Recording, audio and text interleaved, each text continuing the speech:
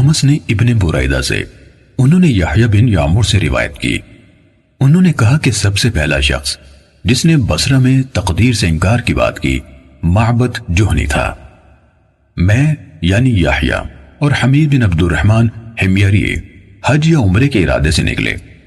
ہم نے آپس میں کہا کاش رسول اللہ صلی اللہ علیہ وسلم کے صحابہ میں سے کسی کے ساتھ ہماری ملاقات ہو جائے تو ہم ان سے تقدیر کے بارے میں ان آج کل کے لوگوں کی کہی ہوئی باتوں کے متعلق دریافت کر لیں۔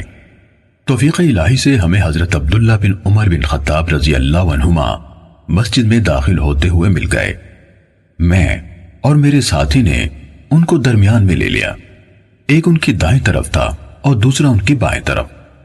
مجھے اندازہ تھا کہ میرا ساتھی گفتگو کا معاملہ میرے سپرد کرے گا، چنانچہ میں نے عرض کی، اے ابو عبد الرحمن، یہ عبداللہ بن عمر رضی اللہ عنہما کی کنیت ہے۔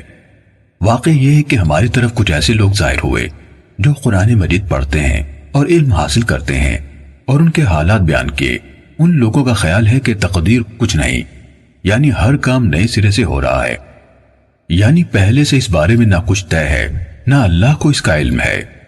ابن عمر رضی اللہ عنہما نے فرمایا، جب تمہاری ان لوگوں سے ملاقات ہو تو انہیں بتا دینا کہ میں ان سے بری ہوں اور وہ مجھ سے بری ہیں۔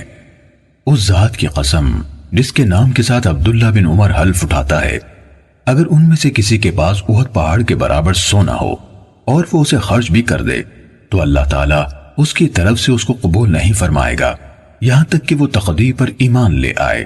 پھر کہا، مجھے میرے والد عمر ابن خطاب رضی اللہ عنہ نے بتایا، ایک دن ہم رسول اللہ صلی اللہ علیہ وآلہ وسلم کی خدمت میں حاضر تھے کہ اچانک ایک شخص ہمارے سامنے نمودار ہوا۔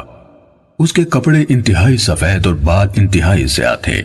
اس پر سفر کا کوئی اثر دکھائی دیتا تھا، نہ ہم میں سے کوئی اسے پہچانتا تھا، حتیٰ کہ وہ آ کر نبی اکرم صلی اللہ علیہ وسلم کے پاس بیٹھ گیا اور اپنے گھٹنے آپ کے گھٹنوں سے ملا دیے اور اپنے ہاتھ آپ صلی اللہ علیہ وآلہ وسلم کی رانوں پر رکھ دیے اور کہا، اے محمد صلی اللہ علیہ وسلم، مجھے اسلام کے بارے میں بتائیے۔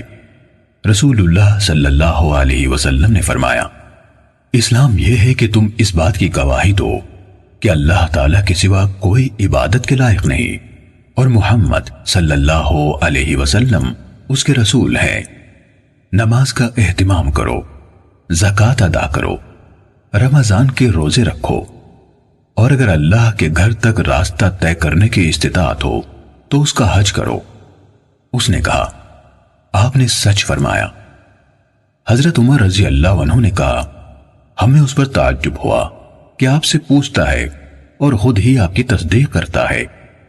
اس نے کہا، مجھے ایمان کے بارے میں بتائیے۔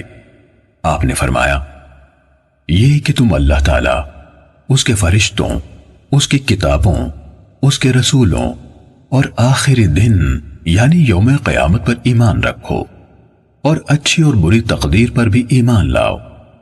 اس نے کہا، آپ نے درست فرمایا۔ پھر اس نے کہا، مجھے احسان کے بارے میں بتائیے۔ آپ نے فرمایا، یہ کہ تم اللہ تعالیٰ کی عبادت اس طرح کرو گویا تم اسے دیکھ رہے ہو، اور اگر تم اسے نہیں دیکھ رہے تو وہ تمہیں دیکھ رہا ہے۔ اس نے کہا، تو مجھے قیامت کے بارے میں بتائیے۔ آپ نے فرمایا، جس سے اس قیامت کے بارے میں سوال کیا جا رہا ہے وہ پوچھنے والے سے زیادہ نہیں جانتا۔ اس نے کہا، تو مجھے اس کی علامات بتا دیجئے۔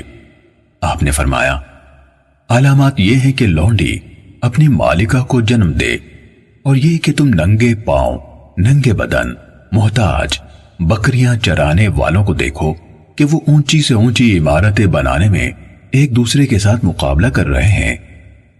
حضرت عمر رضی اللہ عنہ نے کہا، پھر وہ سائل چلا گیا۔